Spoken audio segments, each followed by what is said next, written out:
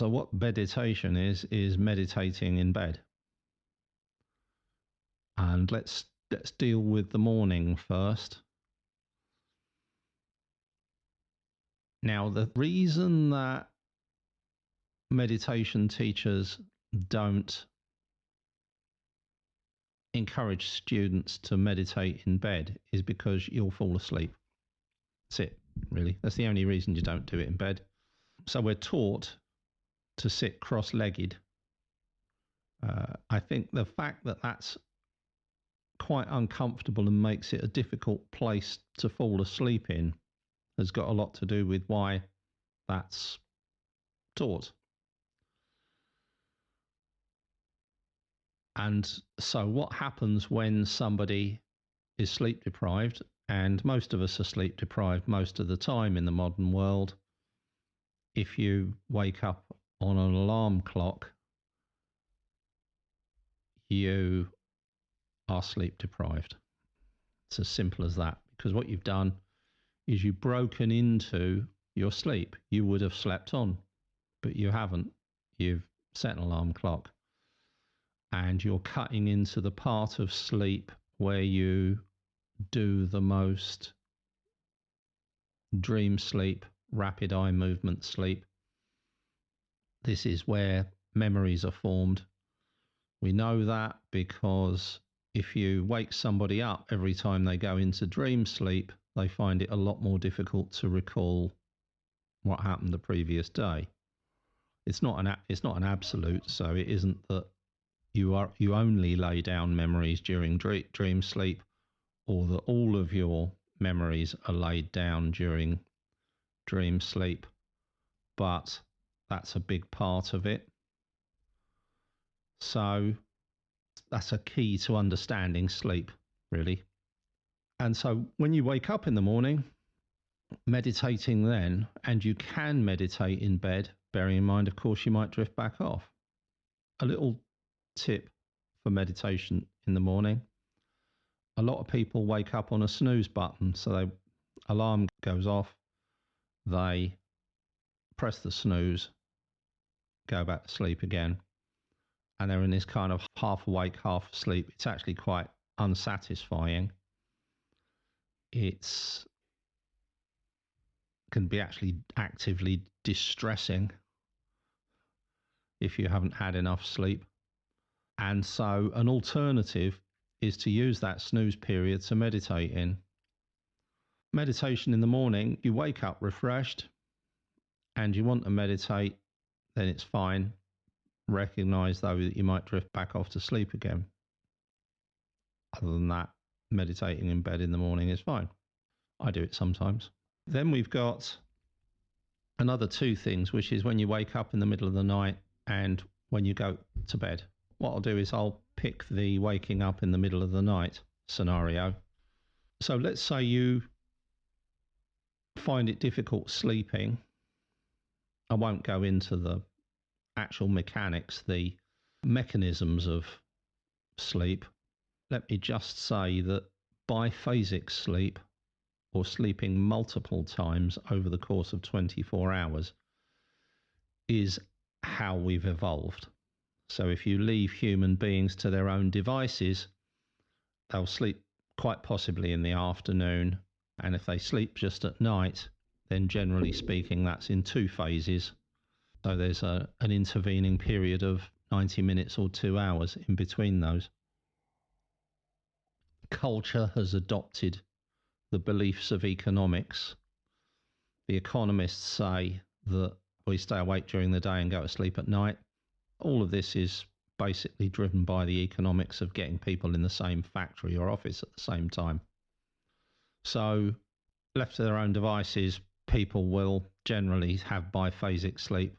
A lot of fully retired people who don't have anything much to do in their day will either sleep in the afternoon or they'll sleep in two phases at night. And we've got this aversion to that because we have this belief that you go to bed, you have 8 hours sleep. That's good for you, in air quotes.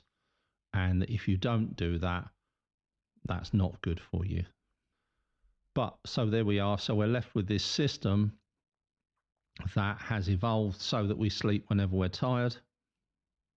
And so one of the things that happens is we wake up in the night because our biphasic evolutionary clock is kicking in and it's saying, okay, get out of bed, have a wander around, read, have something to eat, read a book, and then go back to sleep again. And you're somehow or another distressed because you've only got another 4 hours sleep and then you've got to get up. And you know that an hour or two is not going to be enough. And then the other thing that happens is if you do indulge in the waking period in the night until you get comfortable with it, you're going to be anxious that you're not going to get back to sleep at all. And I've wasted all of that time at sleeping. So all of this is unhelpful.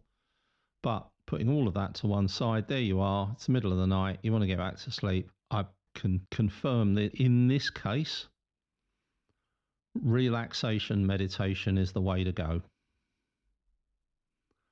The narrative that you have to adopt is this. Okay, I can't sleep. What do I do with this time? Well, the body needs to recover.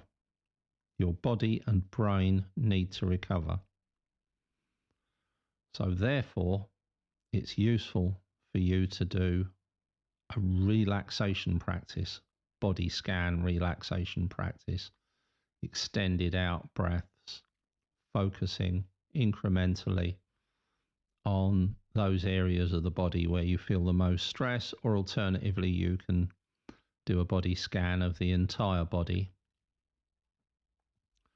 Bearing in mind that to make it a relaxation practice, incremental relaxation, which was a thing once upon a time and it's been forgotten about, it is an incredibly powerful practice, and it's what was taught by the NHS in groups to help people cope with stress and anxiety before things like mindfulness came along. And it works really, really well. There is a really significant difference if you're talking about stress, incremental relaxation, run on a group, say I had a group of 20 people, and most of them are never going to meditate in their lives. I would teach them incremental relaxation practices. And then what you're saying to yourself is this: okay, I might not get back to sleep, but I'm actually relaxing my body. And you're relaxing your body, you're intervening in the stress and anxiety negative feedback loop. Stress is tension. It's maintained as musculoskeletal tension in the body. So there's the stress and tension negative feedback loop. So if you break into the stress and tension negative feedback loop, that brings your tension down and your stress down a notch. Bringing your stress down a notch brings your anxiety down a notch, and you're going to drift off. And if you don't drift off, it doesn't matter, because you're doing your incremental relaxation and you're relaxing. So that's the recommendation for waking up in the middle of the night. And then we have meditating before you go to bed. And there might be two reasons why you would do this. One is because you want to meditate and no other time is suitable. And the other is you want to get a better, more relaxed sleep. Now, if you're going to meditate in bed before you go to sleep and you want to get in, let's say you choose to do 25 minutes meditation, there's a pretty high chance you'll drift off before you get to 25 minutes if you're lying in bed. So what you can do is sit up. So if you would turn it into a set time meditation, or you have an intention for your meditation and you want to stay focused until that intention's met, whatever that might happen to be, that might be gaining a little bit of insight, that might be stilling the mind, it might be whatever you choose, whatever your intention is for your meditation, probably better off sitting up. And then we get to meditation that will help you get to sleep. And one thing on that list is incremental relaxation. Now, when Yoga Nidra is the yogic investigation of sleep. It includes things like lucid dreaming, and it includes practices that will help to bring you into a lucid dreaming state, such as the hypnagogic state, because the hypnagogic state is lucid because you're still the waking you. So there's a waking sense of self in a dreamy place. And that's the place you go into on a lazy Sunday afternoon. You lean your head back against the cushion on the sofa and you've had too much Sunday lunch or whatever, and you've had a busy week, and you're in this warm, comfortable, dreamy place. So one way into that is incremental relaxation. But I've got some other practices that I find work better, and I think they, just judging from the results that I get when I teach these, looking at the head nod count, these work really well for a lot of people as well.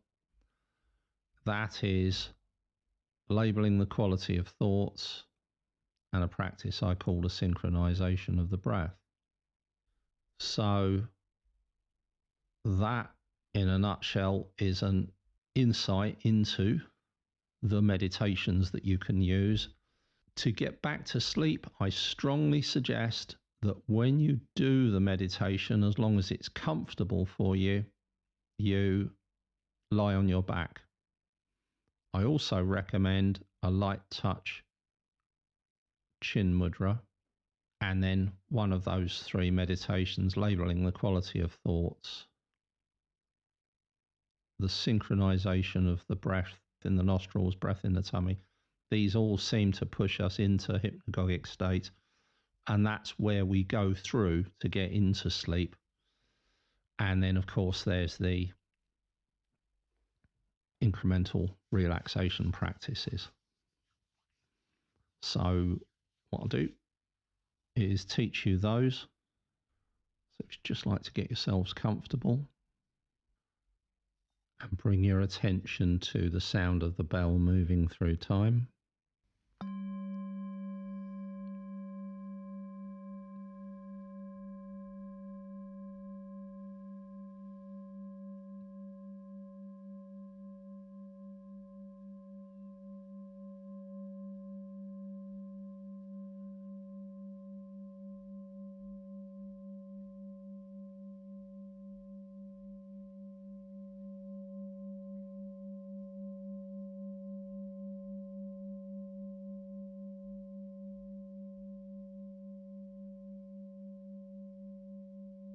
Notice the breath rising and falling in time to the sound of the bell drifting out of our awareness. And then we're left just with the rising and falling of the breath.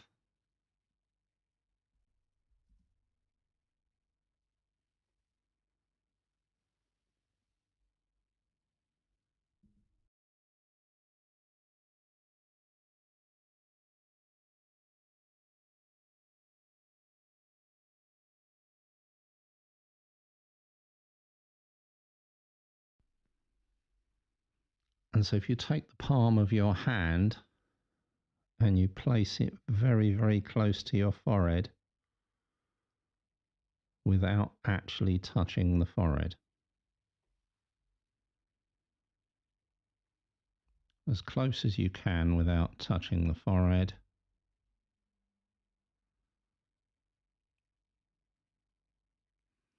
And then when you put your hands back down and you bring your attention to the forehead, you're able to notice how it feels.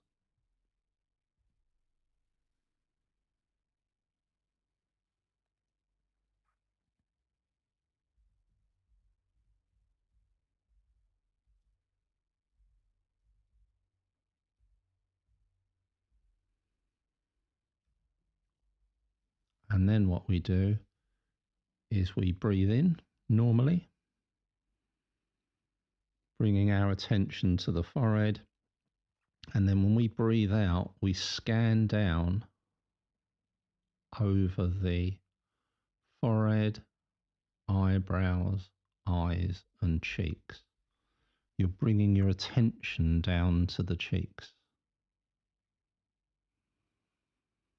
Breathing in, focus your attention on the forehead. Breathing out, eyebrows, eyes, and cheeks. When you breathe out, you extend your out breath ever so gently, just by making the out breath audible.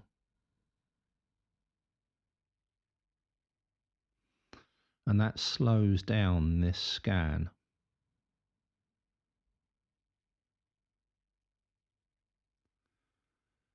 And as you breathe out, as you focus down with the extended out breath, you're allowing the tension out of your body. Tongue up against the back of the top teeth, gently in contact with the sharp part of the bottom teeth.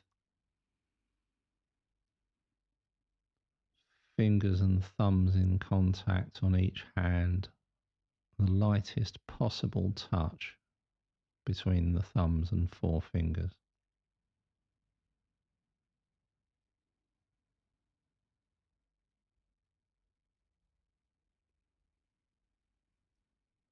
Each in-breath bringing your attention to the forehead, each out-breath, eyebrows, eyes and cheeks.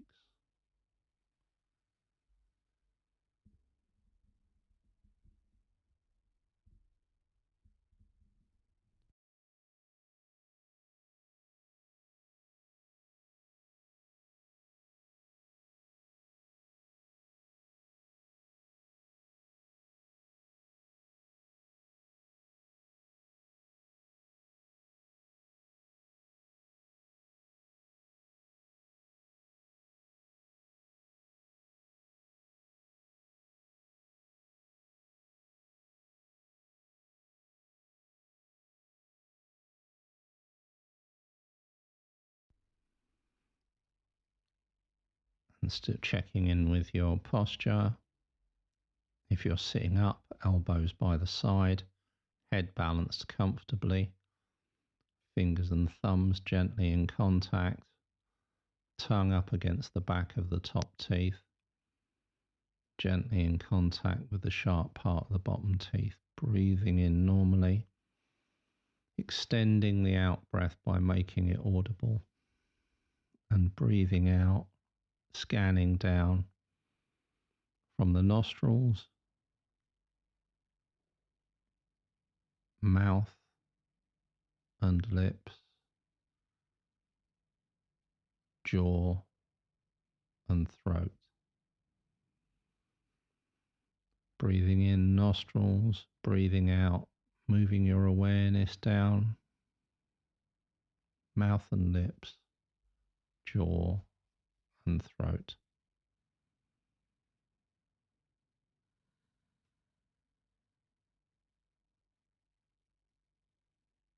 Again, allowing tension out of the body in the process.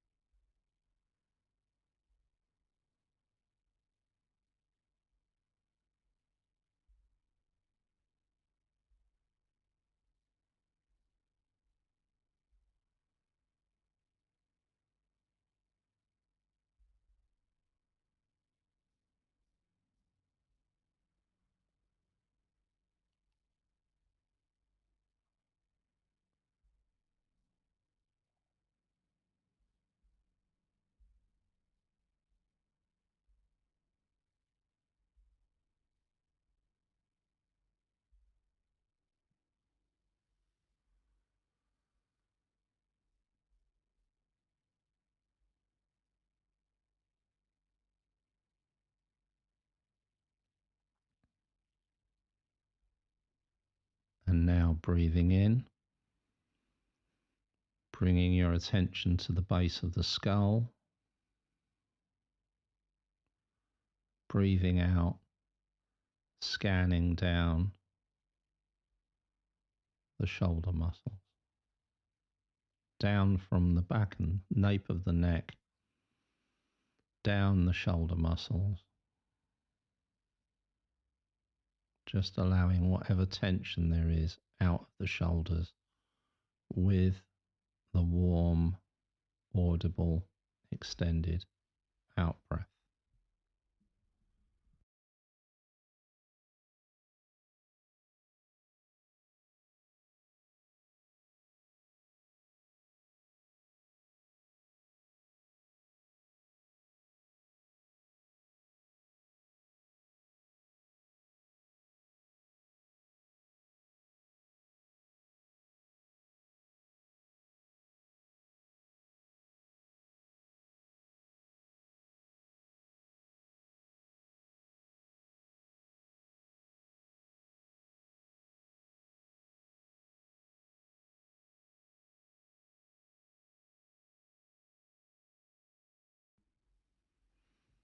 And now breathing in, bring your attention to the wrists of both hands and breathing out, scanning down over the palm of the hand, along the fingers to the fingertips. Breathing in the wrists, breathing out over the palm, along the fingers to the fingertips.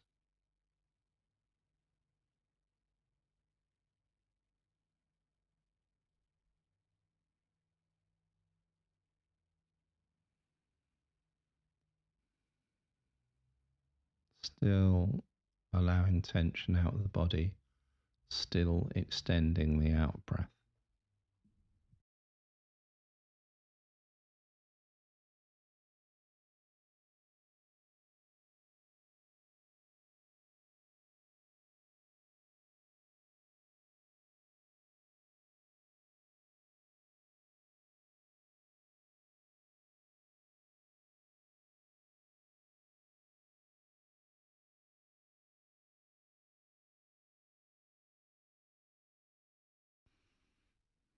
And then breathing in normally, bringing your attention to the forehead.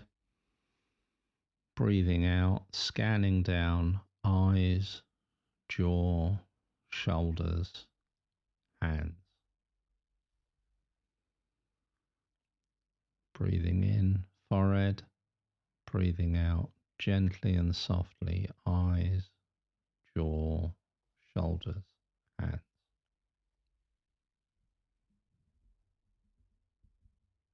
Breathing in, forehead. Breathing out, scanning down the body to the hands.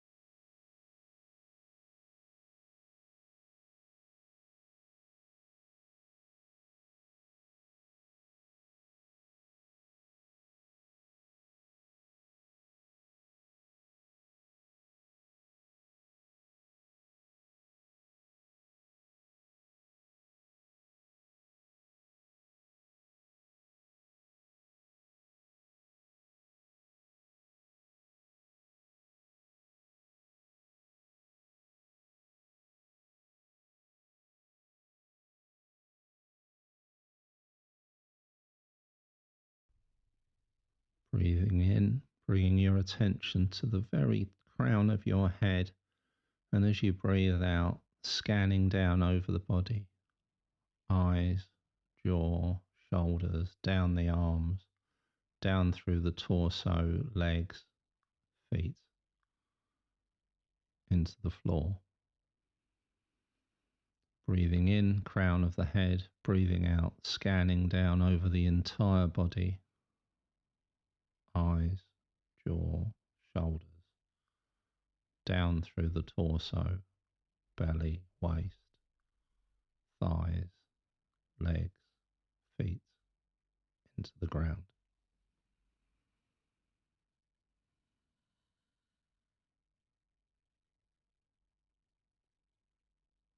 And you're letting all the tightness out of the body.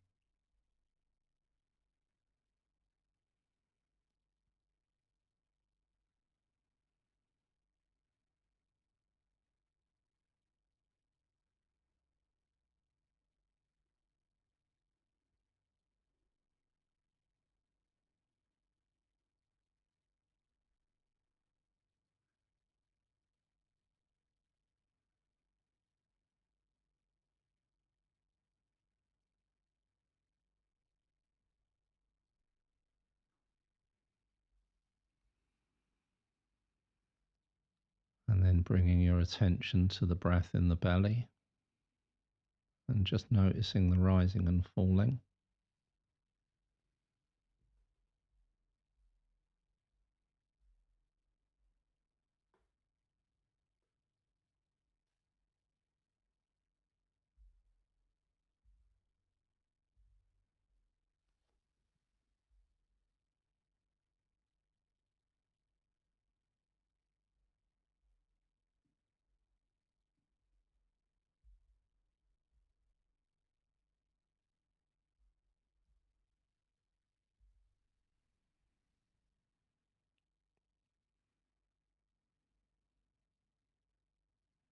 So we're noticing the entire cycle, noticing the belly rising and noticing the belly falling.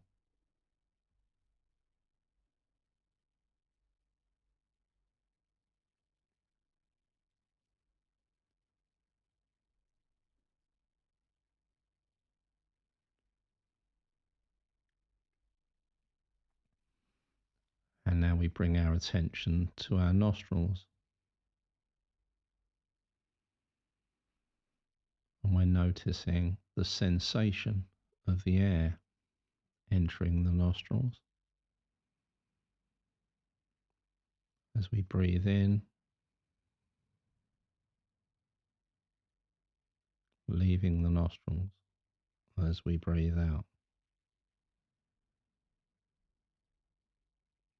Just the sensation.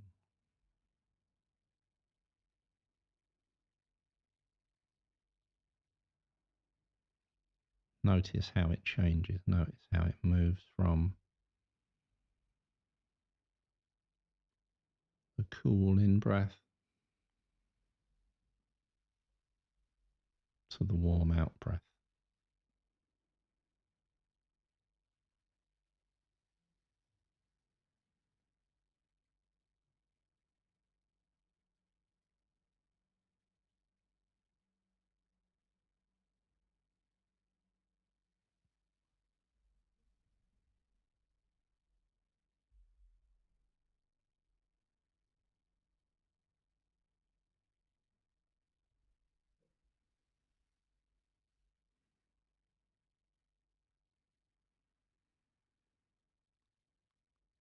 Now allow both of these sensations into your awareness.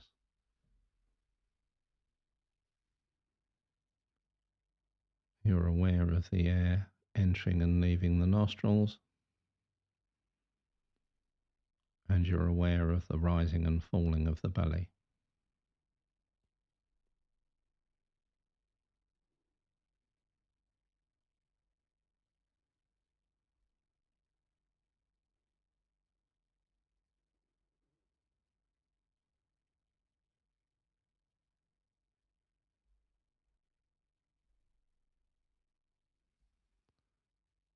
Now what we want to do is observe something. Remember, this entire meditation process, all of it boils down to focusing our single awareness on some element of our experience, without which we're not meditating, we're not in the present moment. So we're just observing the belly and the nostrils operating at the same time as the breath rises and as the breath falls.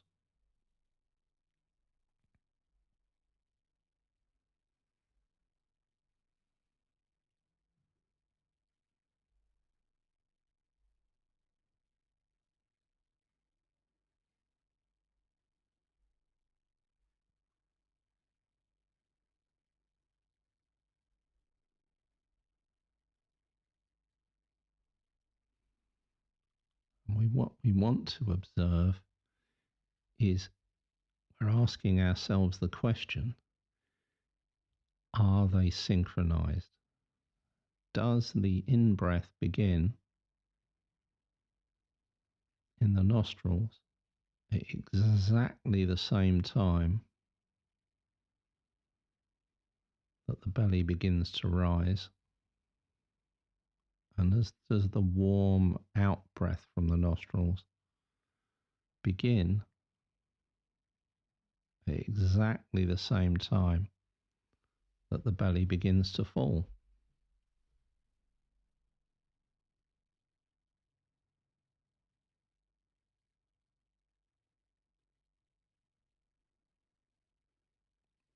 We want to observe whether they're synchronized.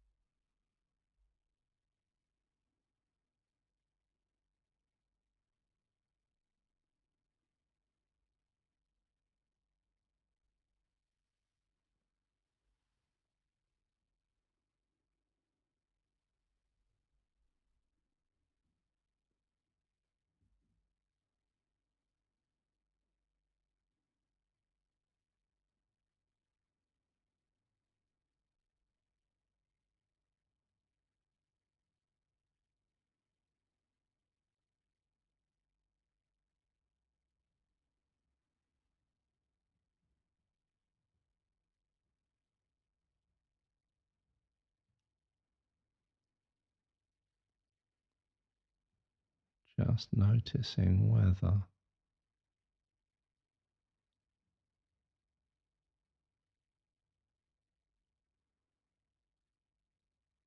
those two events are synchronized, the rising of the belly and the beginning of the air entering the nostrils,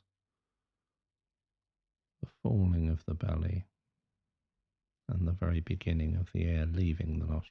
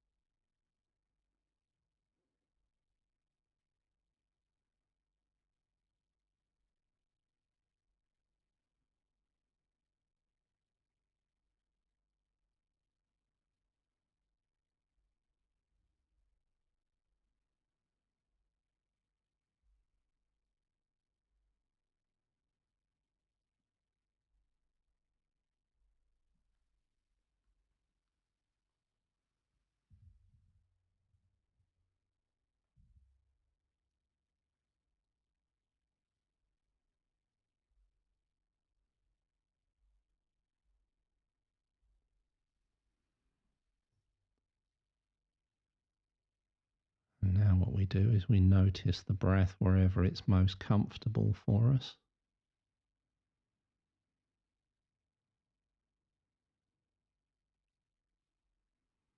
Noticing the rising and falling of the breath.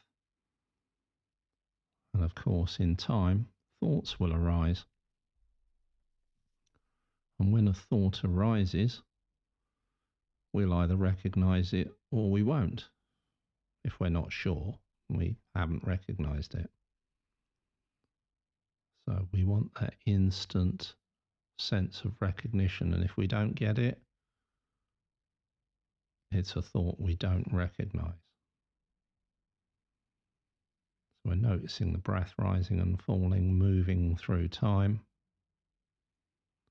If a thought arises that we recognize, we say in the mind, repeating, repeating. And if we don't recognize it or we're not sure, we say in the mind, fleeting, fleeting. So we're following the breath through time. Thought arises. We recognize it. Say in the mind, repeating, repeating, back to the breath. If a thought arises we don't recognize or we're not sure, say in the mind, fleeting, fleeting, back to the breath and repeat. Practice that for the next few minutes. It's called labeling the quality of thoughts.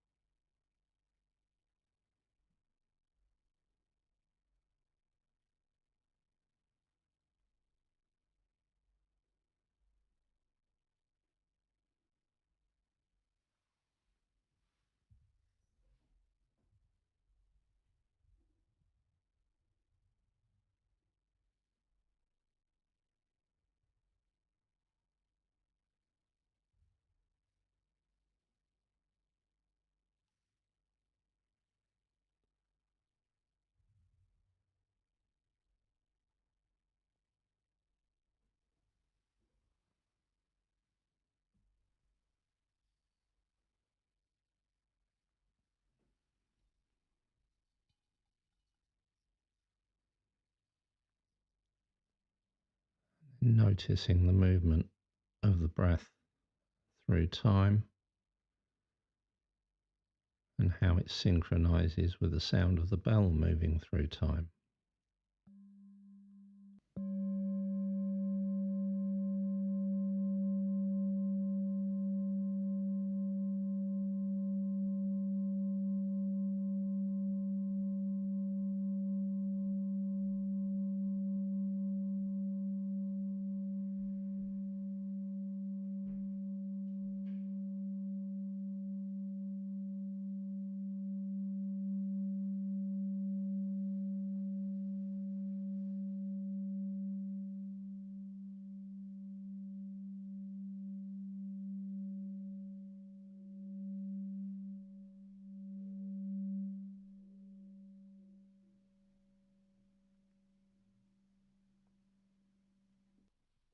And then whenever you're ready in your very, very own time,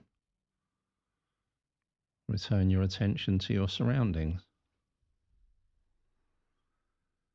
Okay, so that was our introduction to Beditation, and these are the practices that are most likely to help you to drift into sleep.